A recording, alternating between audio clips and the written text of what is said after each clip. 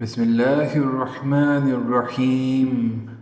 آمن الرسول بما أنزل إليه من ربه والمؤمنون كل آمن بالله وملائكته وكتبه ورسله لا نفرق بين أحد من رسله وقالوا سمعنا وأطعنا غفرانك ربنا وإليك المصير.